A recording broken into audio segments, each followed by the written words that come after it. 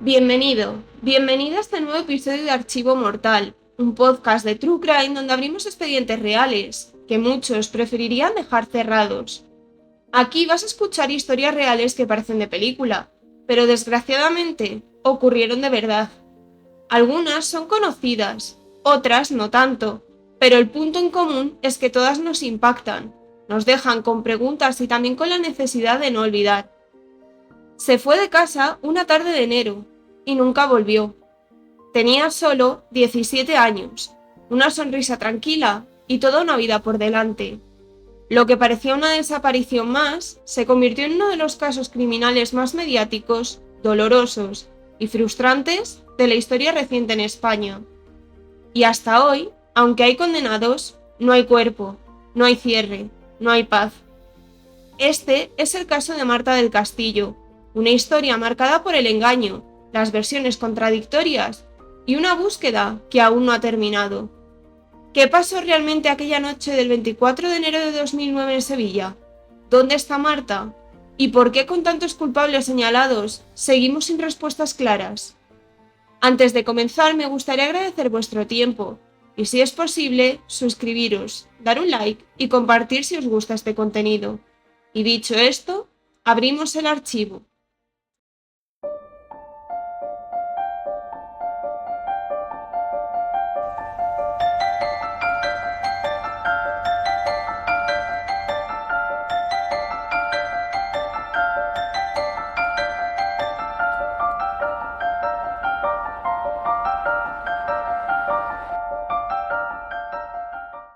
Marta del Castillo Casanueva nació el 19 de julio de 1991, en Sevilla, Andalucía. Sus padres son Antonio del Castillo y Eva Casanueva. Marta era la mayor de 3 hermanas. Para el momento de los hechos, la joven tenía 17 años, su hermana Lorena 13 y su hermana Mónica 10. Marta era una chica alegre, sociable, muy confiada y muy aplicada en sus estudios.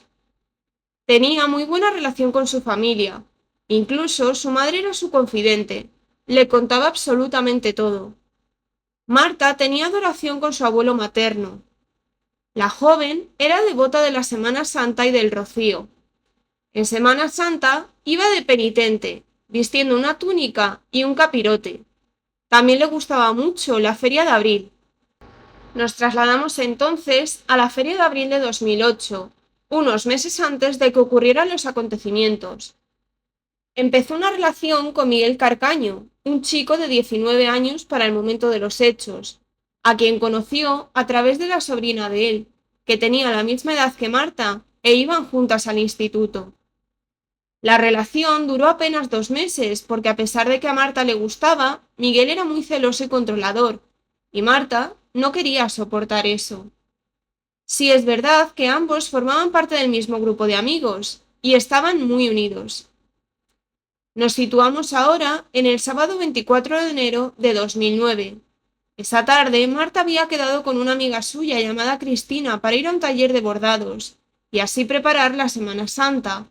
Pero a las 5 de la tarde sonó el telefonillo en casa de la joven. Era Miguel Carcaño, que se había acercado en moto. Su madre le pregunta, ya que le extraña, si rompieron su relación el año anterior, por qué se presenta en su casa, a lo que Marta diría que tenían que hablar un par de cosas. A las 5:15, Marta baja a su portal, donde entabla una conversación con Carcaño. Sobre las 6:20 llega el padre de la joven cargado con bolsas y ve a los jóvenes hablando. Antonio preguntó a su hija por los planes que tenía esa tarde, a lo que Marta dice que iba a ir a Triana, un barrio de la provincia, que había quedado.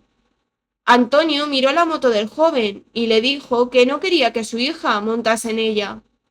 Miguel avisa que no se preocupe, que solo se había acercado un momento, pero que enseguida se marchaba.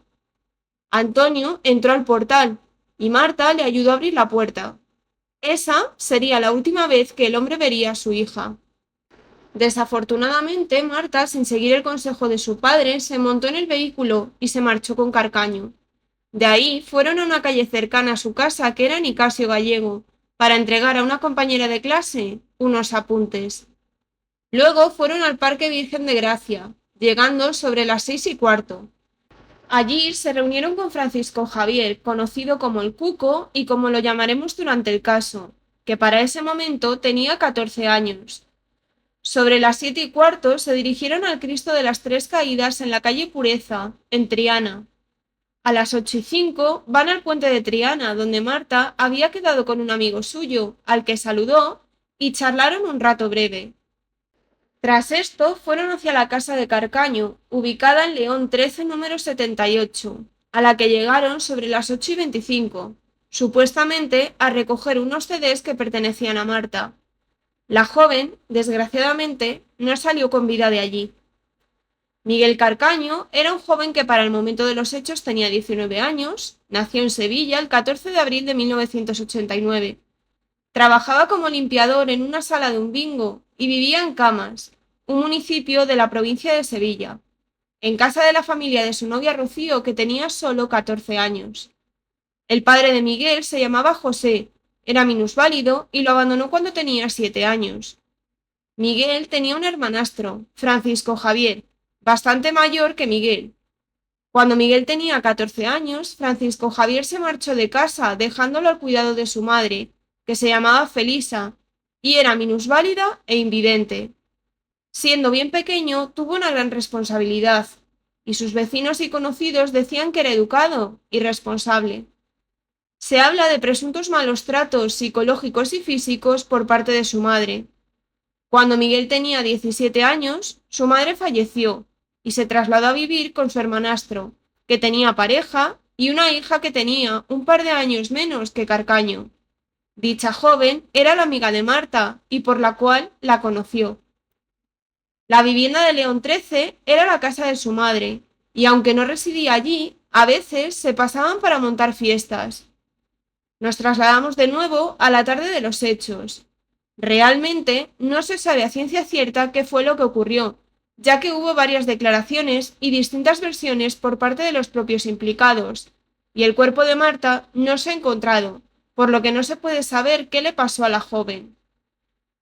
La madre de Marta llamó en repetidas ocasiones a su hija desde las 8:30, pero el móvil de la menor aparecía siempre apagado o fuera de cobertura. A las 10 la familia se empieza a poner nerviosa, ya que era algo totalmente impropio de Marta. Siempre que salía, avisaba a su madre, e incluso cuando se retrasaba. Eva comenzó entonces a llamar a los amigos de su hija, entre ellos a su amigo Samuel. Cuando lo llama, escucha de fondo música a alto volumen, como si estuviera en algún local. Samuel dice que ha hablado con Carcaño esa misma tarde, y que le había dicho que había dejado a Marta en la cristalería que hay en la esquina de su calle a las 12 de la noche. Algo imposible, pues eran las 11:30 de la noche, y faltaba todavía media hora. Los padres de Marta en ese momento sospecharon que algo extraño estaba ocurriendo. No era normal. No tenían el teléfono de Carcaño, pero varios de los amigos de Marta a los que habían llamado intentaron localizarlo sin éxito. Amigos y familiares de la joven se movilizaron buscándola. En un momento determinado, Carcaño atiende el teléfono y dice que ha dejado a Marta en la cristalería hacía un rato. Llamaron también al Cuco, el joven que la había visto aquella tarde, ya que era habitual que estuviera siempre con Carcaño y con Samuel. El Cuco dice no saber dónde está Marta, y también escucha música de fondo. Afirma no haber visto a Samuel ni a Miguel esa tarde. A las 11:30 y tras la llamada a Samuel, Antonio decide ir al Hospital Universitario Virgen Macarena, preguntando por su hija, pero niegan que se encontrase allí. Decide entonces acudir al domicilio de León 13, siendo la 1:15. Cuando llega, no ve luz y ve la persiana bajada. Logra levantarla, ya que era un bajo, y no ve a nadie. Ve entonces que hay luz en la vivienda de un vecino, y llama por la ventana preguntando si donde estaba mirando era la casa de Carcaño, a lo que el vecino le confirma que así es. A las 2:10 de la madrugada, el padre de Marta fue por primera vez a comisaría denunciando la desaparición de su hija. La policía hace caso omiso, diciendo que seguramente la joven esté de fiesta o durmiendo en casa de alguna amiga. Recordemos que Marta era menor y en 2009 estaba vigente la ley del menor, por lo que los agentes deberían haber actuado de inmediato. Como no activaron el protocolo de búsqueda, el padre y los amigos de Marta fueron los que siguieron buscando a la joven. A las 4 de la madrugada, algunos amigos de la joven se reunieron con Samuel, que iba con el pelo mojado y con una camiseta fina de manga larga. Algo extraño, ya que siendo enero y siendo de madrugada, hacía frío. También llamaron a Francisco Javier, el hermanastro de Miguel, para conseguir el segundo número de teléfono del joven, ya que del que tenía el número no contestaba. Francisco Javier no facilita el móvil, sino que indica que se va a poner en contacto él mismo con su hermano. A los 5 minutos, Francisco Javier devuelve la llamada diciendo que su hermano le ha dicho que ha dejado a Marta en la cristalería a las 9:30 de la noche. Sobre las 5:15 de la mañana, la madre de una amiga de Marta y su hija, la propia amiga, pasan de nuevo por León 13, viendo la moto de Carcaño aparcada en el lugar. Así que deciden llamar a la puerta y abre Francisco Javier, que las deja entrar. Allí estaba también Carcaño. Recordemos que ninguno de los hermanos vivía allí. Carcaño, al preguntarle sobre Marta, tenía todo el rato la cabeza gacha y no contestaba. Su hermano contestó diciendo que Miguel le había dicho que la había dejado en la cristalería a las 9:30, y miraba a Miguel, que asentía con la cabeza todo el rato agachada. La mujer no solo se percata de la actitud de Carcaño, sino que la vivienda huele fuertemente a lejía. Cuando sale de allí, la mujer llama a los padres de Marta con esta nueva información. Antonio, a las 6:30, volvió a presentarse en comisaría por segunda vez para hacer una ampliación de denuncia. Sin embargo, las autoridades informan al hombre que los efectivos no pueden movilizarse hasta el lunes, siendo el domingo en la madrugada. Ese mismo domingo continúan las búsquedas por parte de la familia y amigos de Marta, sin ayuda de la policía. El domingo, el tío de Marta y dos amigos de la joven regresan a la casa de León 13. En la entrada ven aparcado el coche de Francisco Javier. A pesar de llamar en repetidas ocasiones al telefonillo, nadie responde. Así que unos vecinos permiten que entren al portal. En la puerta llaman insistentemente, y esta vez Francisco Javier abre de mala gana y permite que el tío de Marta entre a la vivienda, mientras los dos amigos de la menor esperan en la puerta. La versión que vuelve a contar es la misma que le dio al padre de Marta, que Carcaño había dejado a Marta en la cristalería. Al salir, el tío decide preguntar a los vecinos por si alguien pudiera saber algo, y unos vecinos indican que vieron a Carcaño aquella noche sobre la 1 o 1 y algo de la madrugada en el portal con una silla de ruedas que pertenecía a su madre fallecida. Esto es algo que llamó especialmente la atención. ¿Qué hacía Carcaño con la silla de ruedas de su madre a altas horas de la madrugada?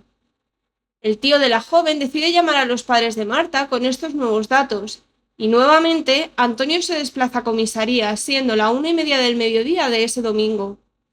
Por su parte, los amigos de Marta comienzan a movilizarse por las redes sociales pidiendo ayuda por si alguien supiera el paradero de la joven. A las 7:15 de la tarde, el tío de Marta decide hacer vigilancia delante de la casa de León 13 dentro de su vehículo.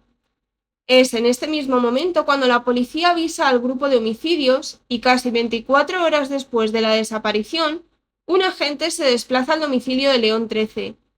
Allí se encuentra María García Mendaro, la que era la novia del hermano de Carcaño, de Francisco Javier.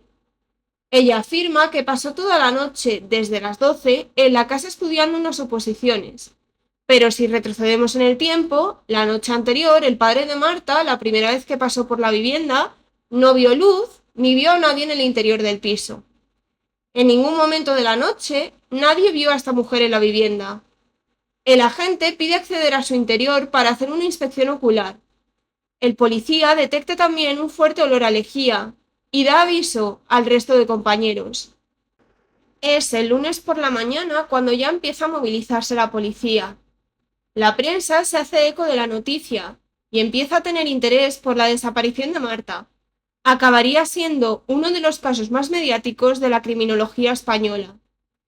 La policía comienza a investigar el domicilio de León 13 en busca de pruebas. Encontraron pequeños restos de sangre en una de las habitaciones, debajo de una silla, debajo de un escritorio y en la colcha de la cama. Se llevó a analizar la silla de ruedas e intervinieron el teléfono de ambos hermanos. Hay llamadas que cuanto menos llaman la atención. En una de ellas, Carcaño avisa a su hermano que el Diario de Sevilla se ha puesto en contacto con él, y su hermano le indica que una vecina vio a Marta sobre las 9:30 de la noche y que no hable con nadie. En otra, Francisco Javier le dice a su hermano que han preguntado a su novia, pero qué iba a decir si no tenía ni idea de nada, y que le habían preguntado por ambos, y nuevamente le repite que no hable con nadie. También se analizó el coche de Francisco Javier en busca de restos de ADN, fibras o alguna prueba que situara a la joven dentro del vehículo. Durante esos días, se interrogó a Carcaño, que mantenía la misma versión, y es que había dejado a Marta en la cristalería alrededor de las 9:30. Se organizaron manifestaciones multitudinarias, familia, amigos, vecinos, todos estaban en ellas. Antonio siempre ha estado muy presente ante los medios para encontrar a su hija. La prensa llegó a difundir fotos que Marta tenía en su perfil abierto de Twenty, y el juez a cargo del caso ordenó cerrar el perfil de la joven con secreto de sumario. El 4 de febrero, la policía se pone en contacto con la madre de la novia de Carcaño, pidiéndole la ropa que el joven llevaba el día de la desaparición de Marta. En el abrigo que llevaba se encontraron restos de sangre. El día 13 llegaron los resultados, tanto del cuarto de Carcaño como de su abrigo, y ambas muestras coinciden con el ADN de Marta. Así que ese mismo día Miguel Carcaño es detenido pasando a disposición judicial, y es en este momento cuando haría su primera declaración. Indica que esa tarde llegaron Marta y él sobre las 8, y su hermano se estaba terminando de afeitar para irse a trabajar, y luego se marchó. Afirmó que discutieron porque Marta le pedía que dejara a su novia Rocío y que volviera con ella. En un momento determinado, Carcaño cogió un cenicero de cristal y golpeó a Marta en la cabeza, a lo que la joven cayó, y según decía, no se movía y le salía sangre de la cabeza. Lo notó al tocarle la cabeza, manchándose los dedos y limpiándose con la ropa. Dijo que levantó la camiseta de Marta y se acercó al pecho, y no escuchaba su corazón, que no sentía su latido. Recordó que en el servicio su madre tenía un tensiómetro y se lo puso, pero Marta estaba ya fallecida. Dijo que empezó a llorar y se asustó. En ese momento entró el cuco con el que había quedado esa misma tarde y se encontró con esta situación. Miguel le dijo que llamase Samuel, y el cuco lo llamaría desde una cabina telefónica. Así, Samuel acudió al lugar y le recriminó lo que había sucedido, nervioso, dando vueltas en la casa.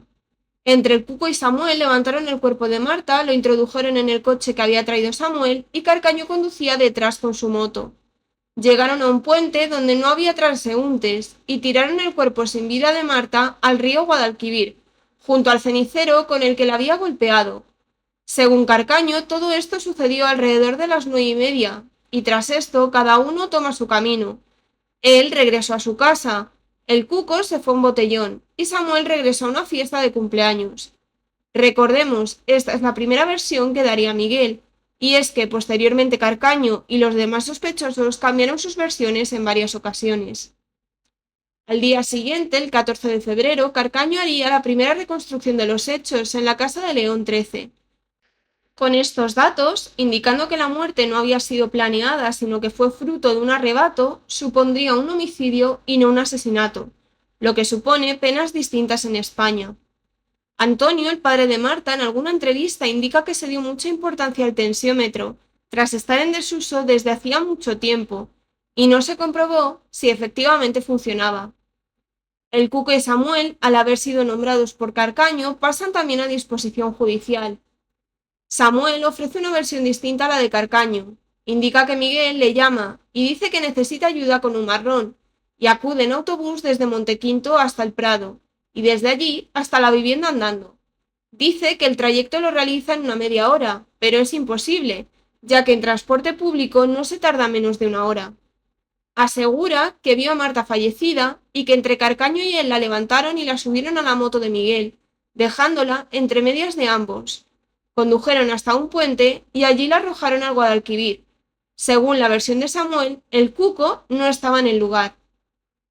El cuco, al tener 14 años, va directamente a un centro de menores. Por su parte, al declarar, dice que estaba de botellón en un parque, se emborrachó y decidió llamar a Marta. Como no le cogió el teléfono, se fue en dirección a casa de Samuel, pero a mitad de camino decidió ir a casa de Carcaño, y cuando llegó, se encontró a Marta fallecida en el salón, envuelta en una manta, aunque afirmó que en ese momento no sabía que se trataba de Marta al estar tapada. Afirmó que estaban Miguel, Samuel y por primera vez se menciona a Francisco Javier. Dice que también había otra persona, pero que al estar bajo los efectos del alcohol no recordaba quién era. Asegura que él cogió el cuerpo de Marta y lo transportó junto a Samuel hasta un coche. Afirmaba que Francisco Javier la había amenazado con una pistola. El Cuco hizo una reconstrucción de los hechos contando lo que acabamos de narrar. La policía localizó en una alcantarilla muy próxima a la vivienda una navaja mariposa de color negro, que se cree que pertenecía al Cuco, ya que tenía una gran afición por las navajas y las había mostrado varias veces en su perfil de Twenty. En una llamada desde el centro de menores con su madre, intentó hablar sobre las navajas. Su madre le repite en varias ocasiones que eso no deben de hablarlo por teléfono, ya que la policía lo iba a escuchar. Sin embargo, no se pudo determinar si la navaja estaba ahí anteriormente o si se tiró el día de los hechos. Tras la declaración y la reconstrucción del Cuco, Carcaño cambia su versión, implicando como al autor material del crimen al menor. Ahora afirmaba que los tres estaban viendo una película en su casa. El Cuco intentó besar a Marta, pero ella no quería nada. De repente sacó una navaja, se la puso en el cuello, la amenazó, la llevó al dormitorio, la metió un calcetín en la boca y abusó sexualmente de ella. Tras esto, la maniató con las manos por detrás y la asfixió con un cable. En la reconstrucción de los hechos, Carcaño se contradice, ya que en su declaración había dicho que el calcetín lo tenía en la boca cuando apareció en el dormitorio. Sin embargo, en la reconstrucción afirmaba que todavía no tenía el calcetín cuando llegó a la habitación. También le preguntan en qué momento le puso el tensiómetro y le cuesta responder. Como el Cuco había implicado a Francisco Javier, se le detiene y pasa a disposición judicial. Él afirma que estaba en el baño arreglándose sobre las 8:20 porque estaba a punto de salir. Miguel entra y dice que viene acompañado, pero afirma que en ningún momento vio a Marta porque directamente entró al cuarto cuando él estaba en el baño. Dijo haber ido a casa de su exmujer a recoger a su hija, con quien estuvo hasta las 11:30. Cuando lo recogió su novia actual, María, para llevarlo al bar donde trabajaba. María le preguntó si podía ir al piso de León 13 para estudiar, y cuando él le dijo que Miguel había ido con alguien esa tarde a la casa, avisó que iría, y si seguía allí, se iría, y si no, se quedaría a estudiar. Por lo visto llegó y estuvo supuestamente toda la noche estudiando las oposiciones. Francisco Javier afirma que trabaja hasta las 3:30 de la madrugada cuando cierra el bar y se traslada a otro bar en el que está solo media hora. Sobre las 4 y algo de la madrugada llega a su casa de León 13. Llama a su novia por teléfono ya que no dispone de llaves para entrar porque se las había dejado a ella, y le abre la puerta, y ya no sale en el resto de la noche. Se toma declaración también a la novia de Francisco Javier, María, quien asegura que estuvo toda la noche estudiando en el domicilio de León 13 y que nadie pasó por la vivienda en toda la noche. Esto no concuerda con lo que dicen los familiares o amigos de Marta, que pasaron por allí durante varios momentos. El 14 de abril, casi 3 meses después del asesinato de Marta, detienen por falso testimonio a María García, ya que había numerosas inconsistencias en su declaración. No solo fueron familiares y amigos de la joven aquella noche, es que recordemos que un vecino dijo haber visto sobre la 1:30 a Miguel con una silla de ruedas, y ella había sostenido que nadie había pasado por la vivienda. María no entró en prisión preventiva, sino que decretaron libertad provisional hasta el juicio.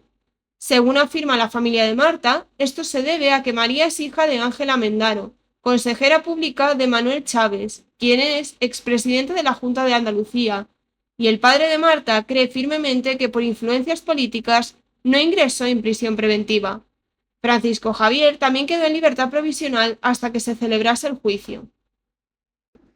Como todos los implicados daban versiones contradictorias, se buscó en los registros de llamadas y mensajes, así como la ubicación de los dispositivos móviles para saber quién estaba en la vivienda de León 13 y sobre qué hora falleció Marta, teniendo en cuenta la inactividad del teléfono.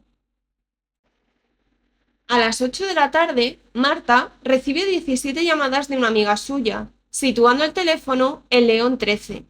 La última llamada entrante se sitúa a las 8:28 de la tarde y es colgada por Carcaño, según confesó posteriormente. El resto no fueron atendidas, por lo que a las 8:28 Marta ya no tenía vida. Según los horarios, a esa hora Francisco Javier seguía en el interior de la vivienda, por lo que la muerte de Marta se produjo estando él en ella. A las 8:30 de la tarde, Francisco Javier realizó 3 llamadas a su novia María, estando en el interior de la vivienda de León 13. A las 9:01 de la noche, Francisco Javier realizó una llamada desde la carretera de Carmona, cerca de donde vive su exmujer. A las 9:12, el móvil de Marta recibe un mensaje del Cuco, y tras recibirlo, el terminal se apaga. Reseñar que el Cuco dijo que le había llamado, pero fue un mensaje lo que envió. A las 9:24 de esa misma noche, Samuel recibe una llamada desde una cabina y su móvil lo sitúa en ese momento en Montequinto, tal y como había declarado. Entre las 11:20 y las 11:30, los móviles de Carcaño, el Cuco y Samuel están desconectados. A las 11:34, Samuel recibe una llamada de Eva, la madre de Marta, que lo sitúa nuevamente en Montequinto. En esta llamada es cuando avisa que Carcaño ha dejado a Marta a las 12, en la cristalería. A la 1:37 de esa madrugada, Carcaño recibe una llamada que lo sitúa en el domicilio de la familia de su novia en Camas. El Cuco recibe 2 llamadas entre las 12 y las 2 de la madrugada, que lo sitúan fuera de su casa, a pesar de que sus padres declararon que él llegó a las 11:30 y no salió de nuevo. A las 2, María, la novia de Francisco Javier, recibe una llamada que la sitúa cerca de León 13. El móvil de María no recibió llamadas posteriores, aunque su pareja, Francisco Javier, dijo que a las 4 la llamó para que abriese la puerta, por lo que ese testimonio no era real. El Cuco también mintió, ya que dijo que llamó a Marta a las 9, aunque fue un mensaje. A lo mejor se equivocó, ya que en estado de embriaguez pensó que la llamó y simplemente envió un mensaje. Rocío, la novia de Miguel Carcaño, aseguró que él recibió una llamada sobre la 1:30 de la madrugada, estando en su domicilio, algo que ya hemos visto que era real. En ese momento, él confesó el crimen y le dijo que tenía que ir al piso de León 13 porque tenía que eliminar pruebas con su hermano. A ella le confesó que él y Marta discutieron en el pasillo, pero que fue su hermano el que asesinó a Marta. Harto de la discusión entre ambos, cogió un cenicero y le golpeó la cabeza. Estando en el suelo, ambos comenzaron a pegarle patadas a la joven. Indicó también que al día siguiente la llevó a un descampado situado en la zona de Camas. Los implicados han dado varias versiones de dónde está el cuerpo de Marta. Al principio, como hemos visto, indicaron que tiraron su cuerpo desde 2 puentes distintos. Después dijeron que la habían tirado a distintos cubos de basura. Las búsquedas se han alargado durante todos estos años. La buscaron en el río Guadalquivir, pero las aguas son muy turbias, con más de 2 metros de lodo en el fondo. Se buscó en la planta de residuos y en el descampado donde supuestamente Carcaño confesaría a Rocío que enterró el cuerpo, pero allí no se encontró nada. El 24 de enero de 2011, justo 2 años después de la desaparición y el asesinato de la joven, llegó el primer juicio del Cuco. Al ser menor tenían que hacer un juicio aparte, y fue a puertas cerradas. En el juicio se retractó de su anterior declaración e indicó que nunca había estado presente en León 13 aquel día, que no participó ni en la muerte ni en el supuesto abuso sexual de la joven, tal y como había afirmado Carcaño, y que tampoco participó en ocultar el cuerpo de Marta. Afirmó que había testificado lo anterior porque recibió presión y violencia por parte de la policía. Lo cierto es que el joven testificó estando dentro del centro de menores y avisó a la policía para testificar, ya que supo que había ADN cruzado entre él y Marta en la escena del crimen. El Cuco no podía justificar 2 horas de aquel día y mintió sobre la hora de llegada a su casa.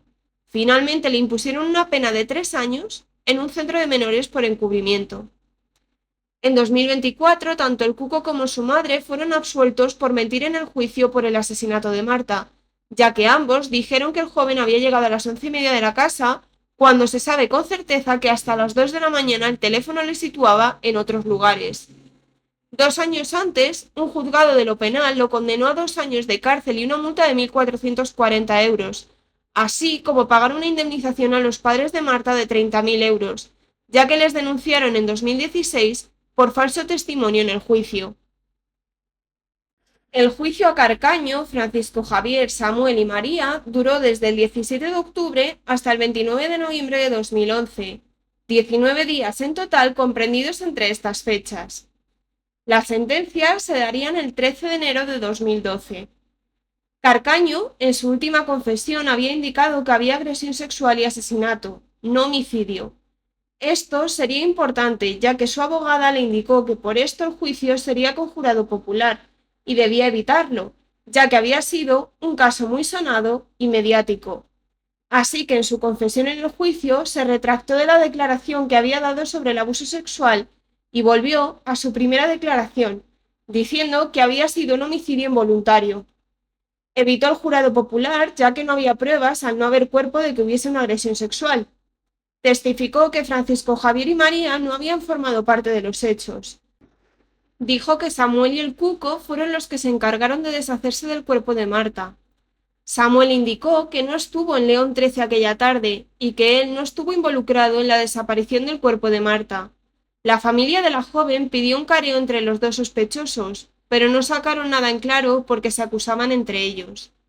Declararon varios testigos afirmando que en las horas que supuestamente María estaba estudiando, que la casa estaba completamente vacía. También declararon los vecinos que vieron a Carcaño a altas horas de la madrugada con la silla de ruedas de su madre. Un taxista declaró haber llevado a Francisco Javier a la casa de León 13 alrededor de las 12:30 de la noche, momento en el que supuestamente se encontraba trabajando en su bar. En el juicio se indicó que el padre de Marta, quien como ya hemos visto acudió a la vivienda de madrugada, seguramente se habría confundido de ventana. No se tomó su palabra en serio. Las sentencias son indignantes y fueron las siguientes. Miguel Carcaño, culpable del asesinato de Marta y absuelto por el delito de agresión sexual, es condenado a 20 años de prisión y una indemnización de 140.000 euros a cada uno de los progenitores de la joven y a 30.000 a cada hermana, un total de 340.000 euros. Le exoneran de pagar los más de 600.000 euros que costaron las búsquedas del cuerpo, a pesar de haber dado varios puntos de dónde estaba el cadáver. Durante 30 años tampoco podrá residir en la misma localidad o provincia, donde lo hagan los padres y hermanas de Marta. Tampoco puede ponerse en contacto con cualquiera de ellos. Francisco Javier Delgado, Samuel Benítez y María García quedaron absueltos del encubrimiento del crimen y de deshacerse del cuerpo de Marta del Castillo. La sentencia indica que Miguel Carcaño asesinó a Marta golpeándola con el cenicero y que el Cuco llegó a la casa alrededor de las 8:30, ya que habían quedado allí anteriormente, y le ayudó a hacer desaparecer el cuerpo de Marta, junto a otra persona no identificada. El 14 de abril de 2013, Carcaño da otra versión indicando que fue su hermano Francisco Javier el que asesinó a Marta con la culata de una pistola, y se deshicieron posteriormente de su cadáver. Según afirmaba en esta ocasión, llegó a León 13 y comenzó una discusión con su hermano sobre un dinero de herencia y una hipoteca que había sobre la vivienda. En un momento determinado, Marta se metería por medio de la discusión y Francisco Javier la golpeó con la culata de una pistola. Es cierto que para el momento Francisco Javier tenía licencia de armas y era portador de una, porque trabajaba vigilando un almacén de explosivos, aparte de trabajar en el bar.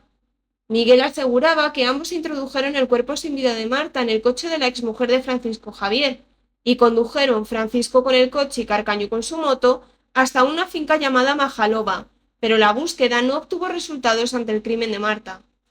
En 2014, Carcaño se enfrentaría al test de la verdad P300, que serviría para hacer una jerarquización de los estímulos, mostrándole fotos y textos y obteniendo una respuesta cerebral que no se puede manipular. Esto fue solicitado por la Policía Nacional al juez con el fin de encontrar información acerca de dónde está el cuerpo de la menor. Respondió positivamente a enterramientos y no a agua, por lo que apuntaba que el cuerpo de Marta pudiera estar enterrado, pero fueron búsquedas infructuosas. En agosto de 2020, Carcaño escribió una carta desde la cárcel Herrera de la Mancha a la jueza de instrucción que lleva el caso, volviendo a inculpar a su hermano como autor de la muerte de Marta. Asegura, como dijo en 2013, que si no encontraban el cuerpo de Marta en aquella finca, sería porque Francisco Javier lo habría cambiado de lugar. Carcaño cambió su versión de los hechos hasta en 7 ocasiones. La última versión es la que los padres de Marta han reconocido públicamente que tendría más sentido para ellos. Por su parte, la familia de Marta jamás ha dejado de buscar a la joven, y en 2021 lograron abrir la causa para imputar a Francisco Javier, ya que descubrieron una estafa con la hipoteca de la Casa de León 13, falsificando la documentación para conseguir una financiación por parte del banco de más de 30.000 euros. Francisco Javier volvió a negar su implicación con el asesinato de Marta, y archivaron la causa por falta de pruebas. La familia solicitó una clonación de los teléfonos móviles de los 5 acusados, es decir, de Miguel, del Cuco, de Samuel, de María y de Francisco Javier. El objetivo es hacer triangulaciones más precisas con los adelantos tecnológicos y poder determinar dónde se encontraban cada uno de ellos con mayor exactitud. Solo consiguieron el permiso para clonar el teléfono de Miguel Carcaño y determinaron 6 nuevas ubicaciones que hasta el momento eran desconocidas. Se le situó en Dos Hermanas, el Vacíe, que es un asentamiento chabolista al norte de Sevilla, y en el cementerio de San Fernando, pero no pudieron determinar a qué momentos concretos corresponden, por lo que no se puede determinar que fueran aquella noche. No tenemos más datos acerca de estos hechos, por lo menos que se hayan hecho públicos. La familia de Marta ofreció una recompensa de 1 millón de euros para quien pueda aportar pistas fiables para encontrar el cuerpo de la joven. Curiosamente, se escuchó una conversación entre los padres del Cuco de cómo cobrar esa cantidad haciendo un soplo anónimo a través de un abogado y dando a entender que saben dónde se encuentra el cuerpo, pero que no lo pueden decir porque serían imputados por encubrirlo. ¿Qué ha sido de Miguel Carcaño en prisión? Durante toda su estancia en la cárcel, según algunas fuentes, ha pedido hasta en 30 ocasiones salir, según otras, hasta 40, pero en cualquier caso este permiso siempre se le ha denegado. Ha tenido muchas admiradoras y dentro de prisión ha tenido varias parejas. Una de ellas era una prostituta de Valdepeñas, a la que ayudaba mandándole 250 euros supuestamente porque tiene una hija y tiene problemas para llegar a fin de mes. Carcaño es panadero dentro de prisión, según algunas fuentes dicen que cobra 430 euros y según otras podría llegar hasta 500 euros mensuales. Otra de sus parejas fue una voluntaria de la Cruz Roja que le presentó el cura de la cárcel cuando la mujer trabajaba para el centro realizando charlas sobre alcohol y otras sustancias ilícitas. Actualmente mantiene una relación con una familiar de otro presidiario. No solo ha tenido parejas, muchas mujeres le han mandado multitud de cartas. Se ha hablado en alguna ocasión sobre que Miguel Carcaño tiene un trato con favoritismo en la cárcel. En mayo de 2025 se le requisó un dispositivo con el que se conectaba a internet tras realizarle un cacheo. En septiembre de este mismo año ha sido trasladado de prisión, de la cárcel de Herrera de la Mancha a la Archidona en Málaga, conocida como la Cárcel Palacio. Este centro penitenciario cuenta con piscina climatizada, un gimnasio y una pista de fútbol sala, y un sistema de seguridad más estricto. También, según un testigo excompañero de Carcaño, le contó al reportero David Casasús que se le había incautado una tablet, un teclado de goma, un aparato de wifi, un pendrive y hasta 110 paquetes de tabaco. Añadió que Miguel Carcaño llegó incluso a trapichear con Viagra y responsabilizó directamente a una funcionaria de prisión. Destacar también que el padre de Marta, Antonio, recogió firmas y las entregó en el Congreso de los Diputados para que se aprobara la prisión permanente revisable, que entró en vigor el 1 de julio de 2015. Y así cerramos este recorrido por uno de los casos más dolorosos y frustrantes de la historia reciente de España. El asesinato de Marta del Castillo no solo dejó una familia rota, sino también una sociedad entera con un sentimiento de injusticia que todavía pesa. Han pasado más de 16 años y seguimos sin saber dónde está su cuerpo. La pregunta más simple, la más humana, ¿dónde está Marta?, sigue sin respuesta. Y eso duele. Duele porque hay silencio donde debería de haber verdad y porque el paso del tiempo no ha traído el descanso que merece su familia. A lo largo de estos años, varios de los supuestos implicados fueron absueltos.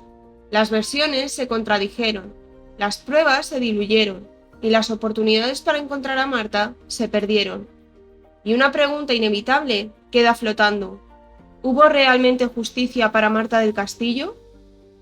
Este caso nos deja muchas reflexiones sobre la justicia, sobre la revictimización, sobre lo que significa no rendirse. Los padres de Marta no han parado de buscar, de exigir, de gritar lo que muchos piensan, que sin cuerpo no hay paz, que sin verdad no hay cierre. Hoy más que nunca su nombre sigue siendo un grito que no se apaga, Marta del Castillo. Gracias por escuchar Archivo Mortal, un canal donde recordamos a las víctimas y donde no nos olvidamos de lo que muchos preferirían callar. Si este caso te ha impactado, te invito a seguir el canal, compartir este episodio y dejar tu opinión, siempre desde el respeto, por supuesto. Me ayuda muchísimo a seguir investigando y dándole voz a otras historias. Nos escuchamos muy pronto con el siguiente caso.